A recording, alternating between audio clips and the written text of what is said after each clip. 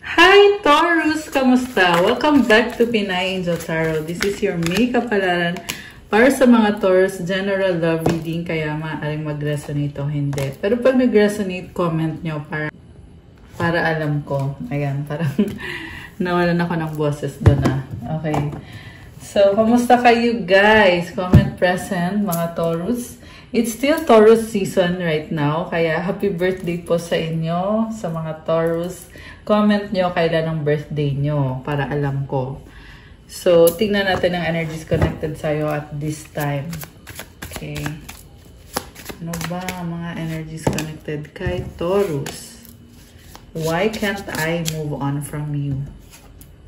So, hindi maka-move on itong taong kadil mo, Taurus. Uy, tumalon. I wish I could understand you. Parang may communication issue, hindi ka niya maunawaan. O hindi niyo maunawaan ng isa't isa. Inisip-isip ka nitong taong to ngayon. I want to be different. Okay. Magkaiba kayo eh. Parang opposite kayo. Overall energy is the Hermit. This is someone na sobrang detalyado sa mga bagay-bagay. Nakafocus kasi siya sa sarili niya, kaya nagkakaroon tuloy ng gap sa inyo na feel mo hindi kayo nagkakasundo kasi parang palagi niyang priority is yung sarili niya. And may something sa connection yung dalawa na sabihin natin hindi kayo compatible. Okay? Yeah, yun yung naririnig ko eh.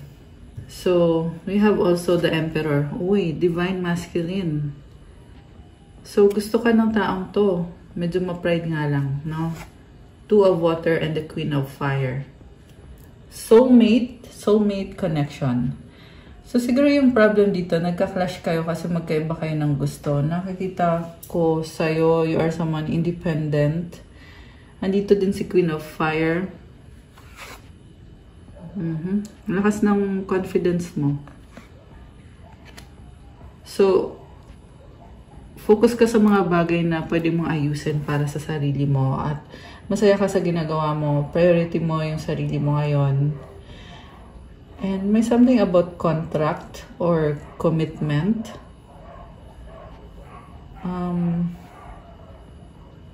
Nakakita ko gusto mo yung commitment eh. Yung nga lang, pinangunahan ka ng pride mo kasi hindi kayo magkasundo. Kaya iniisip mo dito, kung hindi kayo nagkakasundo ng person mo, ay prioritize mo na lang muna yung sarili mo. Samantala, itong taong to ay hindi makamove on sa'yo. Iniisip-isip ka at yung nga lang, hindi niya alam kung paano. Kasi hindi kayo nagkakasundo, diba? So, paano ka i-approach, anong dapat niyang sabihin, anong dapat niyang gawin. Pero, may lumalabas dito na tanggap niyo isa't isa, gusto niyo isa't isa. So, may understanding sa inyo. Yung nga lang nahihirapan kayo. Gets niyo ba guys? Yan yung nakikita ko dito, mga energies for you, Taurus. Okay. Ano ba mga iba pang mga energies dito? Value, focus on things of value. Okay, parang mga ano yan, mga financial matters yung iniisip. Clarity, take a moment to think about your situation to figure it out. Merong naliliwanagan. Telepathy, close soul connections harmoniously synchronize your enactment of telepathic moments. Okay. So, may telepathy sa inyo, pero walang actual na pag-uusap. Meron siyang realization kung gaano ka kahalaga sa kanya. Nare-realize niya yon. Okay. Confusion. All seekers of truth will experience confusion. Ask the universe to provide the answers you need. So, ito yung problem eh. Kasi, nalilito. Okay. Problem about your communication with this person. And also, when it comes to emotions, hindi siya showy.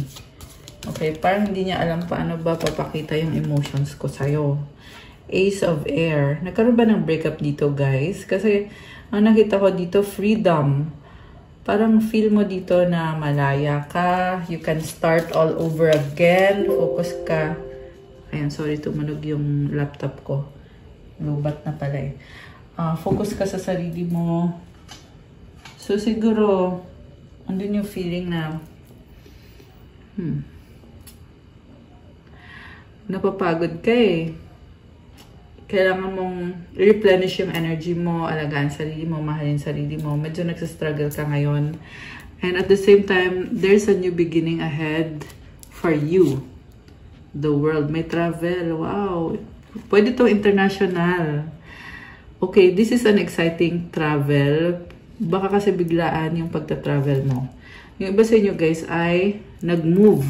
Okay? Ayan, nag-pop sa akin yung move eh. So, lumipat ng bahay, lumipat ng trabaho, meron kang inalisan at bago ngayon yung mundo mo. Messenger of Air.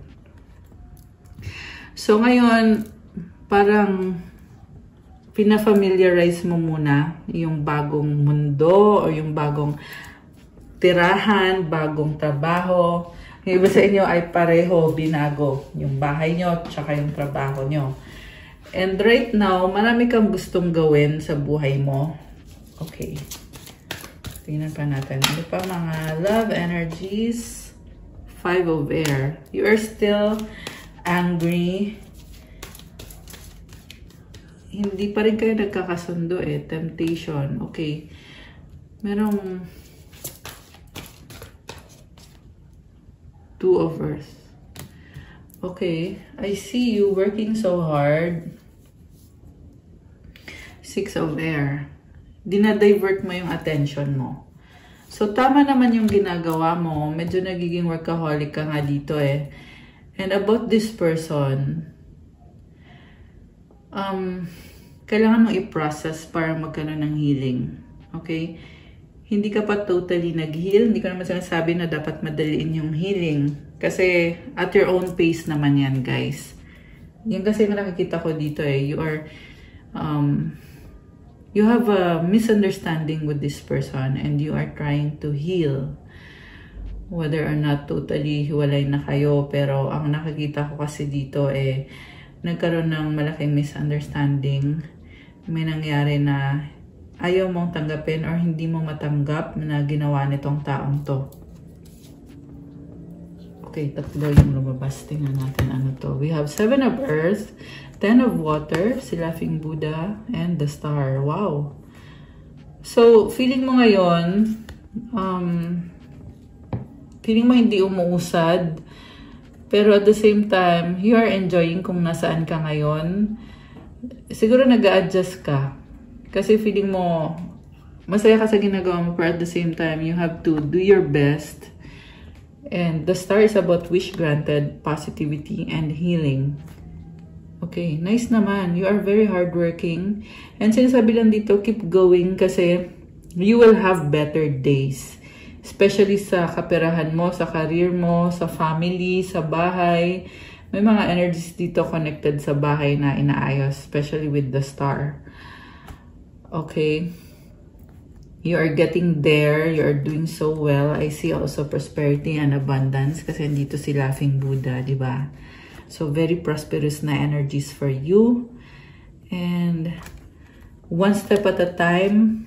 Kasi umusad na at malapit mo nang ma-achieve yung pinaka-goal na gusto mo makita. Okay, with the Star, it's also positive healing energy.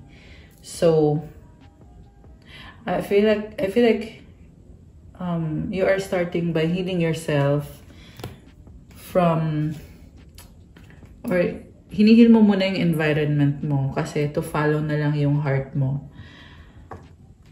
Okay, it's part of the process. Page of Water, unfinished business yung narinig ko eh. I see you also na may mga opportunities ka. Okay, andun yung feeling na excited ka, ang daming opportunities, anong gagawin mo, anong pipiliin mo. 4 of Fire. Okay, wow, happiness. Kita mo butterfly siya, oh, playing a flute. May mga ilaw. Okay. So, nag-enjoy ka dito. What about this person? Medyo immature tong taong kadil mo, no? Gusto lang niyang magsaya. King of Water. Mahal ka naman niya. Okay? May pagmamahal naman. Six of Earth.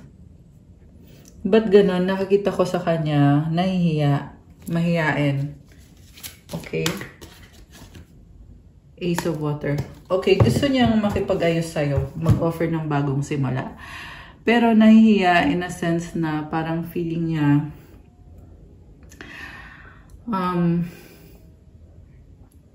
kasi nakagawa siya ng pagkakamali sa'yo at parang this is someone na napakataas ng standards niya sa sarili niya at talagang nahihiya lang siya. Nakakatawa actually. Kasi gusto niya magpa-impress sa'yo. Okay, yan yung pinakagusto niya mangyari. And this is also someone na hindi siya kikilos unless na kailangan talaga. So, dun ka nahihirapan sa kanya kasi parang andyan naman siya para sa'yo, supportive naman siya. Yung nga lang, may something sa kanya na ba't ganon? Yung mga decision niya, kailangan niya munang i-check sa'yo. Okay? Sa totoo lang, ayaw niyang mawala ka. Gumagawa siya ng paraan para hindi ka makaalis. Or yung parang nagdadahilan lang na may kailangan siya sa'yo or may kailangan ka sa kanya para hindi ka makaalis. Justice. Ang gusto niya mangyari is mag-usap kayo face to face. Pero nahiya siya sabihin sa'yo openly. Parang hihintayin lang niya yung moment na magkita kayo, magkausap kayo.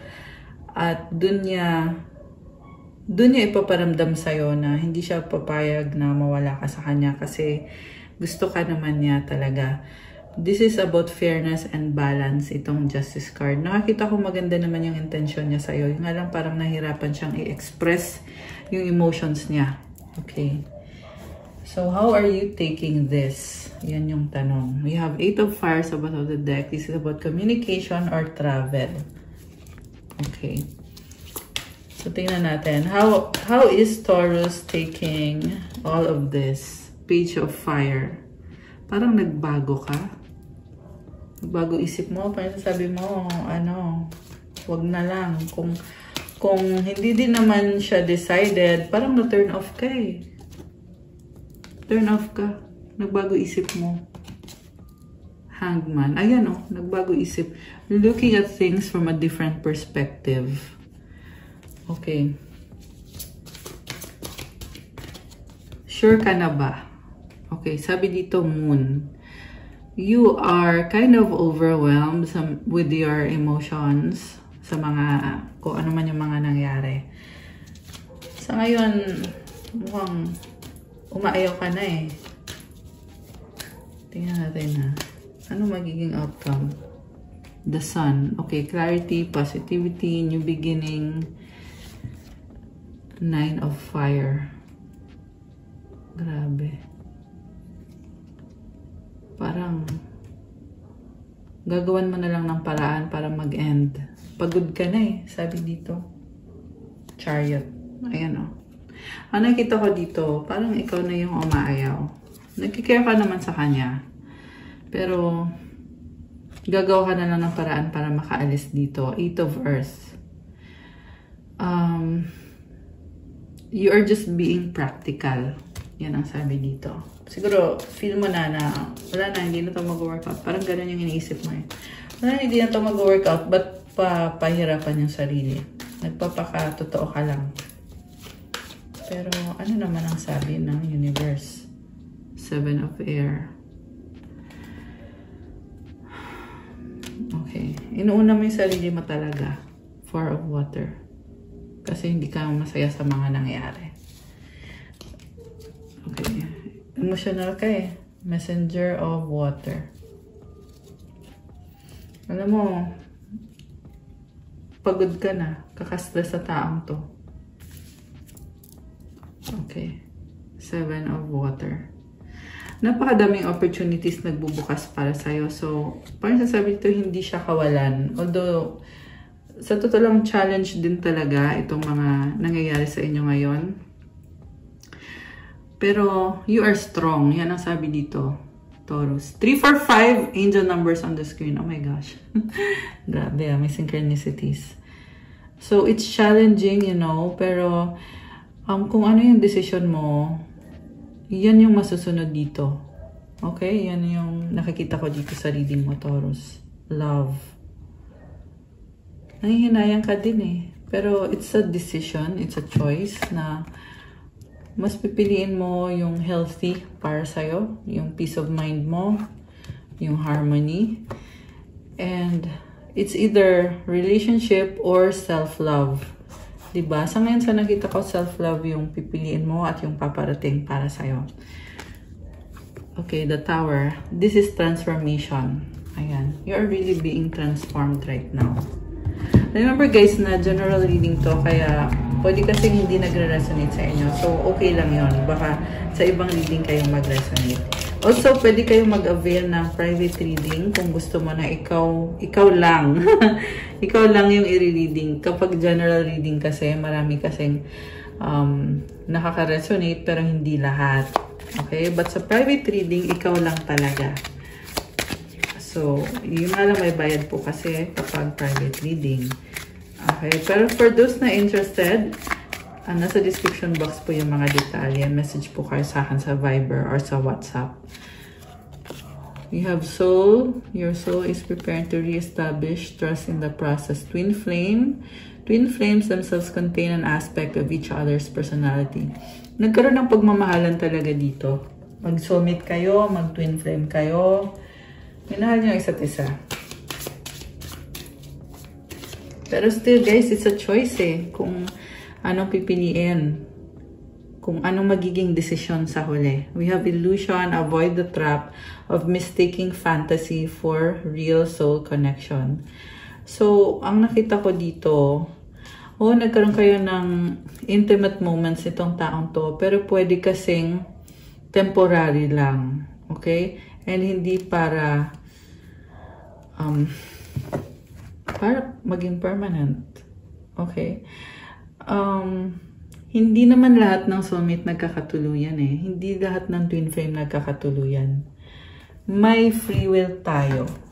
May free will ang tao. Ayan. Oh my gosh. Ayan, sabi ko na eh. It's about intimacy, sex with you. So, andun yung attraction. Andun yung intimacy. Pero hindi porket meron kayong attraction sa isa't isa, hindi ibig sabihin nun na ipipilit nyo just because of the attraction. Pwede ka pa rin magdesisyon. Okay? Kasi kailangan healthy yung connection nyo eh. Hindi lang naman all about attraction yung isang relationship, di ba? So, comment nyo nga kung sino to mga nagre-resonate dito sa reading natin ngayon. We have, please do what is best for your heart. Ito na nga, you're doing what is best for your heart, di ba? Uy, nag-flip. Ano to? It is dark without you. Okay, merong nalulungkot. So, ang nakita ko dito, nasagap natin ngayon, nag-a-adjust kayong pareho nitong taong to sa mga changes na nangyayari. Merong nasasaktan at nasa process of healing. It hurts so much. So, hindi madali, pero it's transforming you. Ibig sabihin, something better is on the way. Okay? Yan ang tandaan nyo, guys. I can't come to you now. Okay? May distance. Pwede itong LDR. Mukhang LDR to. Okay.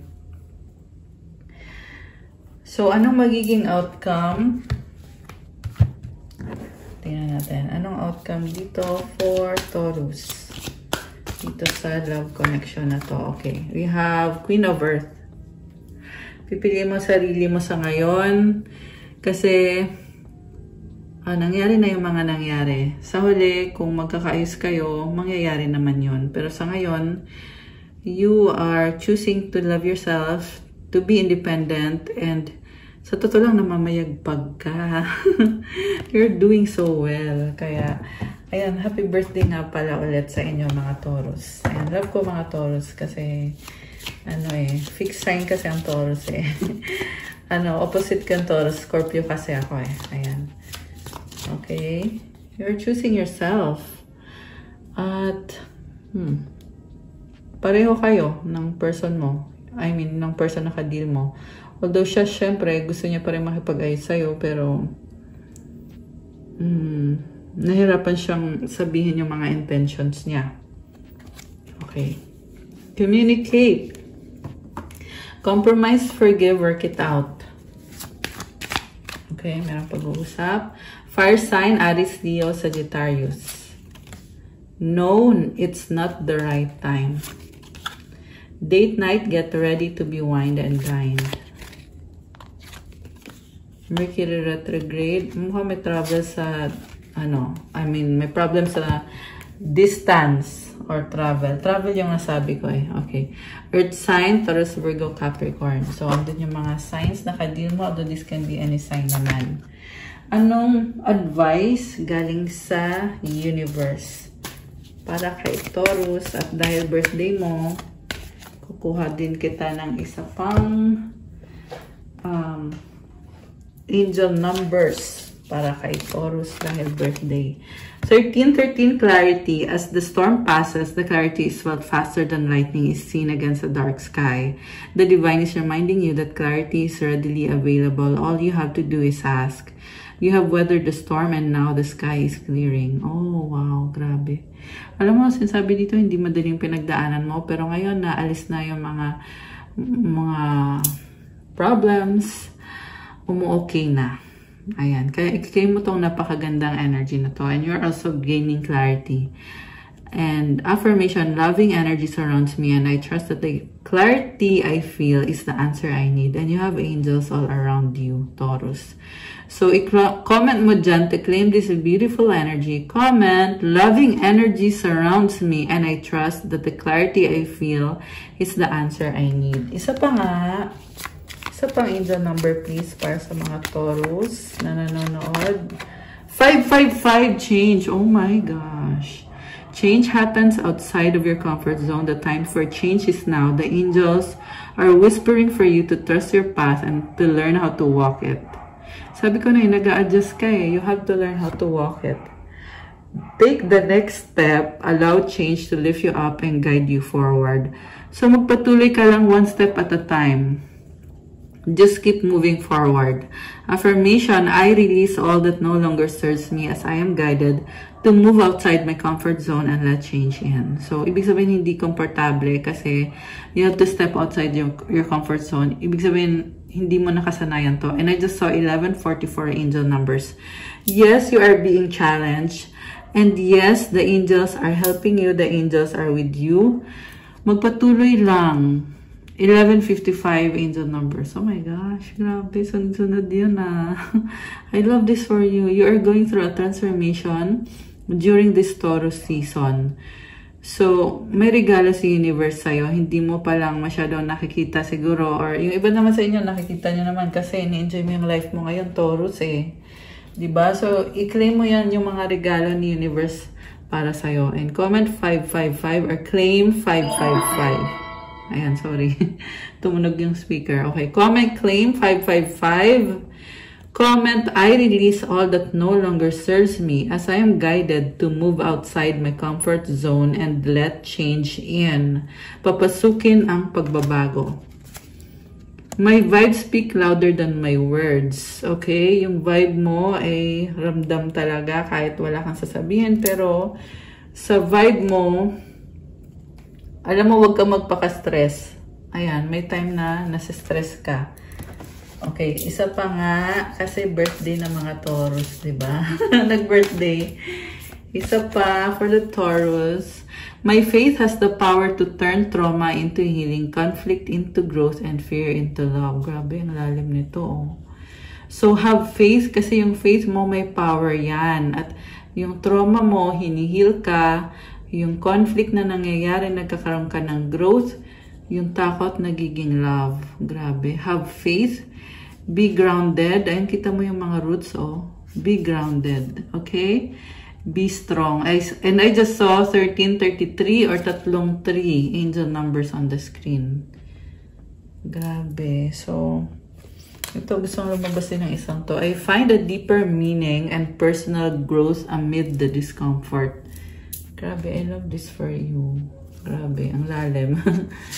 Ayan. Okay, guys. That's what I have for you, Taurus, for your makeup alarm. Thank you for watching. Please like the video, comment, subscribe, hit the notification bell kung nag-resonate kayo at kailangan nyo ng more information. You can book a private reading. Yes, it's a good time for a private reading kasi kaka-birthday nyo lang. Ayan. So, message na kayo sa Viber or sa WhatsApp. Nasa description box po yung mga details. Tingnan nyo na lang po dyan at i-message nyo ako. Check out my Instagram if you want to start your crystals journey. May mga crystal bracelets infused with special prayers and mantras. Alagang-alaga ko itong mga crystals na to. Kaya, tingnan nyo dun guys, i-message nyo ko. At po-follow din po ng Instagram ko. Marami at iba-iba pala yung mga benefits ng mga crystals. To enhance your manifestation powers. Para gumanda yung energy mo. Kasi, yung mga crystal gives you vitality, hindi ka agad-agad napapagod. Marami pang ibang benefits, pang attraction syempre ng love, ng money. May mga wish-granting mantras akong nilalagay at iba pang mga special mantras. Meron ding mga for protection. Ayan, tingnan nyo na lang po sa Instagram ko at pa-follow din po. Thank you again, Taurus. I love you guys. Have a good day or night. God bless you. Stay safe. See you again soon. 15:15 on the screen. Love you guys. Love you, Taurus. Bye!